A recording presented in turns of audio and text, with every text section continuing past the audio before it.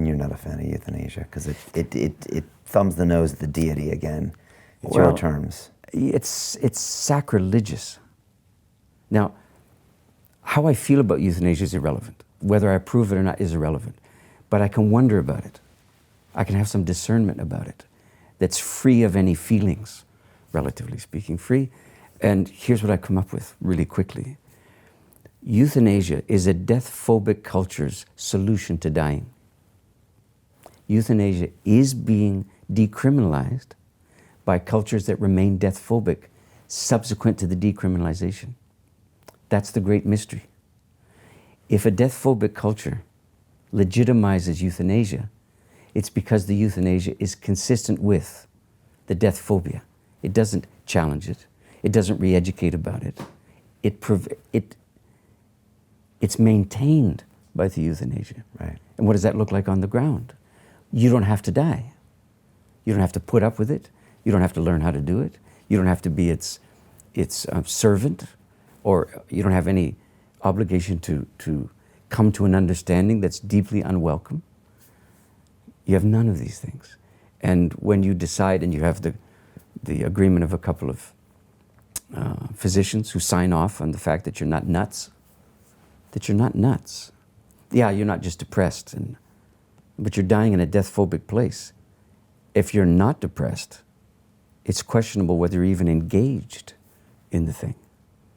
No. I mean, the degree of extraordinary levels of free-floating anxiety bordering on kind of chronic, disabling despair was the order of the day where I worked. If there was a similarly widespread cultural malaise, and it was identified as such, people would be on the streets about it, demanding action at every level, governmental and beyond. Why isn't there any such thing? There's no mobilization. Why? Against this dilemma. Because partly it's the emperor new clothes thing. It's not visible anymore. Because the death phobia has compromised all the attempts to subvert it. It's very powerful business. I'm making it sound like a conspiracy. It's not a conspiracy because it's not orchestrated in a particular zone that's free of the conspiracy. There's no manipulation in that sense going on. You know, what's happening today is that there's a kind of parallel universe, self-appointed, credential-free practice zone called alternative death care. It's grown a direct reaction to the medically based, hospital-based, doctor-dominated thing. I'm not saying it's not an understandable thing. I'm saying they're hankering after mainstream status. And they are. And here's the thing. Everything that goes mainstream, what's it called? Normal. That's what happens to it.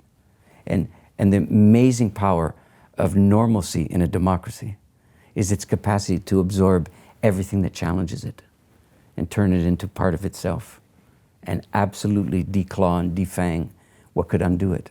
And that's what euthanasia will quickly be, to the point where if you have grandchildren, let's say, the likelihood of them growing their entire lives in a place where it's absolutely legal to refuse to die and to be killed instead will be the norm. What will their understanding be of dying then, when it's informed by dying as another opportunity for you to exercise your right to a suffering-free or suffering-controlled existence? My answer is, you'll have another generation of people extraordinarily self-absorbed, with a grudge and a grievance against the natural order of things, as soon as it includes them, not as its principal beneficiary anymore, but as its debtor. That's what's coming.